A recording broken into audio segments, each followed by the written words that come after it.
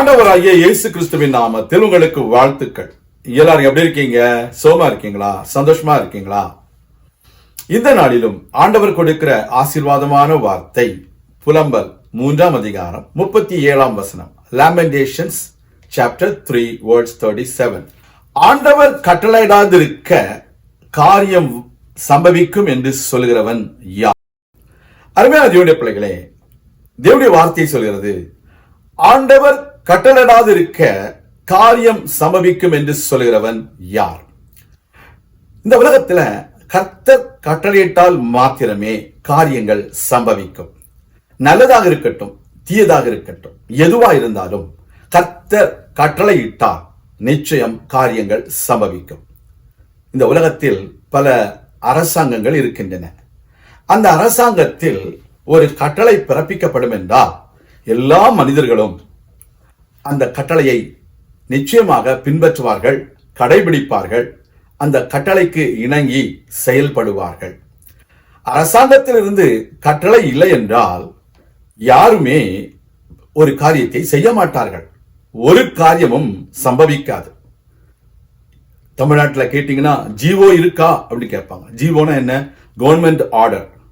GO இருக்கா அப்படின்னா ஆமா இருக்கு என்று சொல்லி அந்த ஜிஓவை எடுத்து காண்பிப்பார்கள், அரசாங்க ஆணையை எடுத்து காண்பிப்பார்கள்.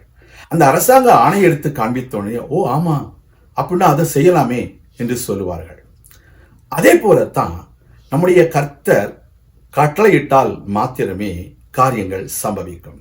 Dear children of God, we need to understand nothing will happen unless the Lord decrees it. The Lord commands for it. Unless the Lord commands for an event to happen, nothing will happen in your life. So don't worry about the human beings whom you think they are stopping your blessings. But believe and trust in the Lord and ask Him to decree the blessings upon your life. The human beings do not have any power to approve or deny your petition. The human beings do not have any authority to bless you or curse you.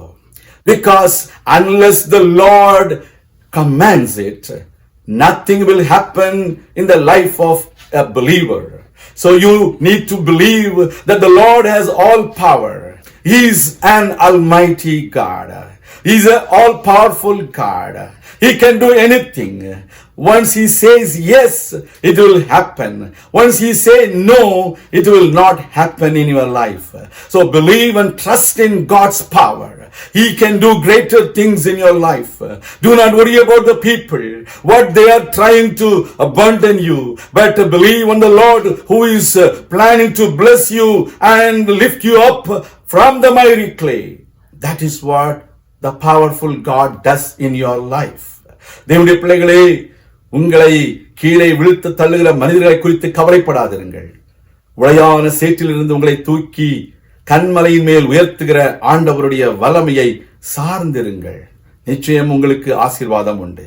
கர்த்தர் உங்களை ஆசீர்வதிப்பார். அப்படித்தான் எல்லா மனிதர்களுடைய வாழ்க்கையிலும் கர்த்தர் செய்தார். யார் யார் தேவனுக்கு பிரியமாயிருந்தார்களோ, அவருடைய வார்த்தையை நம்பினார்களோ, அவருடைய வல்லமையை விசுவாசித்தார்களோ, அவர்கள் வாழ்க்கையிலே சந்தோஷம் உண்டாயிற்று. Saul was against David. He was trying to kill David, but the Lord lifted David before the eyes of Saul.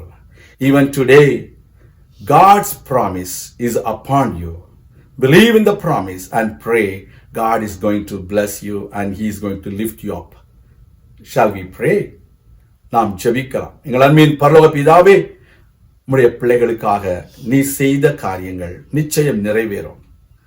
அவர்களுக்கு நீர் கட்டளையிட்டால் நிச்சயம் அது நடைபெறும். அவர்கள் வாழ்க்கையில் மேலான நன்மைகளை செய்திருளும், அற்புத அடையாளங்களை செய்திருளும், தேவைகளை சந்தித்திருளும், குறைவுகளை நிறைவாக்கும். அவர்களுக்கு விரோதமாய் வைக்கப்படுகிற ஆயுதங்களை வாய்க்காதே போக பண்ணும்.